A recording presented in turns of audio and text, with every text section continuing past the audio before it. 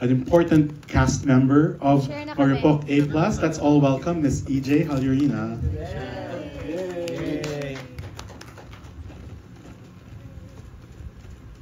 Ayan, oh. Wow! Wow! Hello po. Dito na. Dito na. Leto na.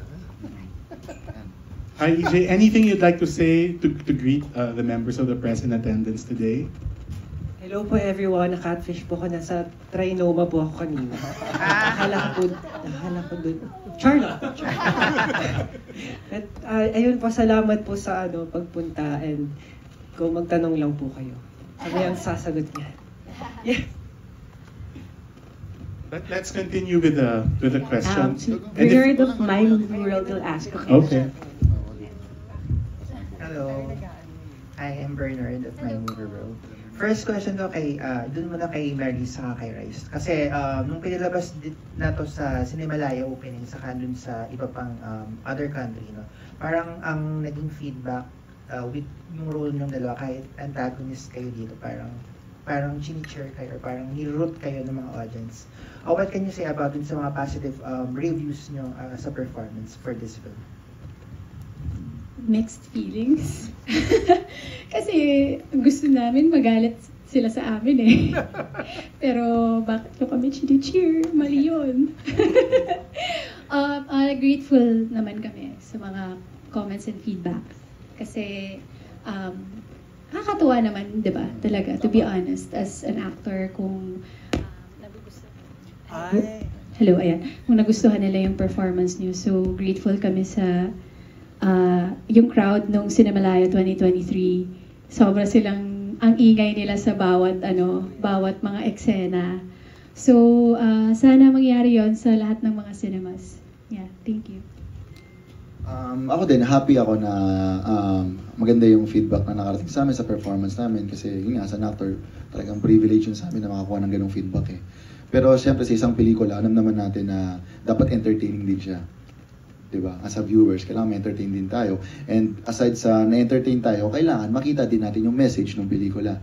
So, dito, pag napanood nyo, makikita nyo, may kanya-kanyang POV kami, may kanya-kanyang performance kami, may kanya-kanyang storytelling kami. So, aside from sa naging mga performance namin bawat isa, talagang napag-usahan, syempre sa gabay din nila direct, and sana makita nyo rin yung message na gusto naming ibigay bawat character namin. For my second question kay EJ, no? Kasi parang, you've known na parang, di ba, as before na child actor na ka-batch dati na Catherine sa kanina, Julia. So, ano masasabi mo ngayon na yung mga tao parang medyo nasa-shock with your transformation? Tama. Yeah, I think masaya lang ako sa mga reaction ng mga tao na nandyan pa din. Since magmula ng bagets ako. I mean, like yung mga kasama ko sa showbiz, ng mga artista, even way back, yung support nila. And even si Kuya Quark, as in like, nagka-work kami 8 years old pa ata ako nung way back. So, I mean, parang masaya lang ako na support talaga yung mga tao. And even outside the LGBT community, there are people who, wants to tell our stories. So, importante yun kasi with that, nagkakaroon ng work. Hindi lang yung ilan sa mga LGBT performers, actors. Alam mo yun, I think kahit ilan sa amin nabibigyan ng work. Kapag may nangangahas na magkwento ng mga ganitong storya na nag-X-rating. Diba, from Going Bulilit to X-rated. Diba? X-rated star. I mean, close na naman kami ng MTRCB before. May first episode pa lang ng Going Bulilit, may na kami. May tawag na kami kagad. So, sanay na ako from bagets pa lang. So, ayun, thank you. Okay, for my last question, since kasama kayo na napanood tong movie with the international audience, any unforgettable feedback na nakuha niyo from international audience for the cast? Yung sa Italy tayo, no? May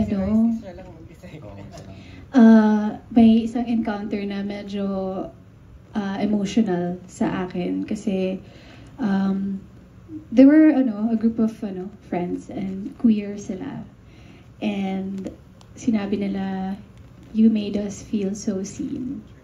So yun yung hindi ko talaga makalimutan. And parang nag-pause pa nga ako kasi hinag ko pa sila. Thank you for appreciating our film. We love you. Ganun. Mama Mary loves you. Yeah, I think yung sinabi ni Maris paglabas namin ng sinehan. May mga lumapit sa amin, mga queer, as in mga queer kids sila, mga bagets. So, yung pinaka natatandaan ko, may mag-ama, queer yung anak niya, tapos, alam mo, madaming pinagdaanan sila habang pinanood yung pelikula. Pero they were so grateful na it exists. And to me, na makita yung mag-ama in front of, in front of people na nakita mo yung pagmamahal nilang dalawa sa isa't isa. I think it speaks a lot about our film and kung ano yung naging impact sa kanila. So, yeah. And the US. Kasama ko sa Direct Work sa New York Asia Film Fest. Wow! Sa naalala ko, may lumapit nun sa akin, laking tao. Black American. Laking tao talaga. Pagdating sa akin, yun nga, parang hindi ko na English siya kasi mahirap. Sa English, magkakasabi niya sa akin. So sabi nga niya na buti nga daw may mga bansang tulad natin na nagpapalabas ng itong klase mga pelikula. Kasi hindi rin siya medyo out. So na-appreciate niya yung film. Hindi naman din dahil na-catfish siya. Pero parang simula na daw to na, alam mo yun, tulad ng sabi ni Maris, na napapansin na sila and nasasabi na rin yung mga story nila. Thank you guys and good luck there. Thank you. Thank you, Bernard. Oh, there. Albert.